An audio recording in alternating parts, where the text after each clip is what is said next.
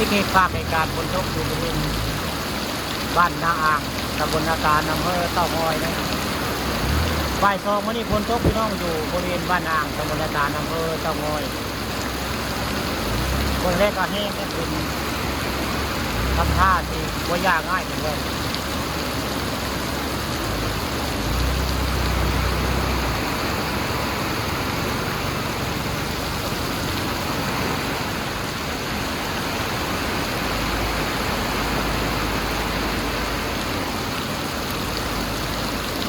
บ้านอ่างมื้อนี้ฝนตกแห้งพี่น้องเลยข้าปฏิบัติประชุมมาภาพในการฝนตกอยู่บริเวณบ้านอ่างได้หมดเลยนานแล้วฝนตกวันนี้ได้เอาภาพฝนตกมาลงมาชม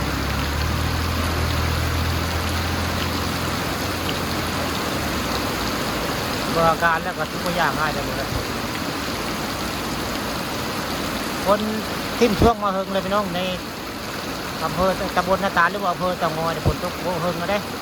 มันแห้งมันเลี้ยงในเมื่อวานผู้พาก็ดูน้ำใช้ชนาแล้วเมื่อวานดูสองมือซ้อนแล้วเหมือนไงเป็นนาหวานแต่วันนี้มาบ้านอ่างเลยเอาภาพฝนตกอยู่บ้านอ่างมาให้เบิ่งชมบ้านเกิดพระเจ้าได้มาเลยมาบ้านเกิดเลยเอาภาพฝนตกดูบ้านพี่เมืองน้องดูบ้านอ่างบ้านเกิดพระเจ้าได้มาเลยฝนตกก็เลย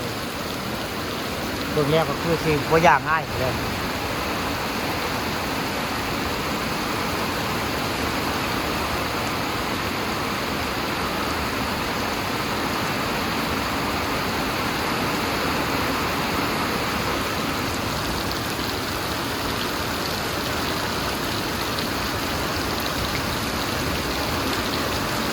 บางคนจะแห้งจะเกลือพี่น้องมาเลยแห้งได้คนอยู่บ้านอ่างแห้งมาเลย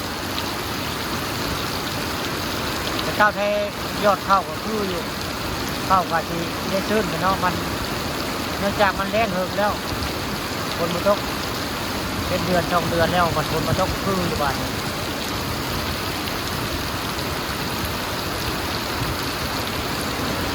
เดี๋ยวไปทางคำมะลุมตุ้มหมูท่ากับพาจังพาดได้ผลของทางคำมะลุมหรือว่าทางอ่างเป็นน้ำคนอินตาดได้เราไปด้านหน้านี่คือเป็นบริเวณทางอ่างเป็นน้ำบริษัทบ้านอ่างตำบลนาตาลอำเภอเต่างอยบ้านอ่างฝนตกแห้งพี่น้องมาดิเบิ่งแล้วบ่ยากง่ายเลย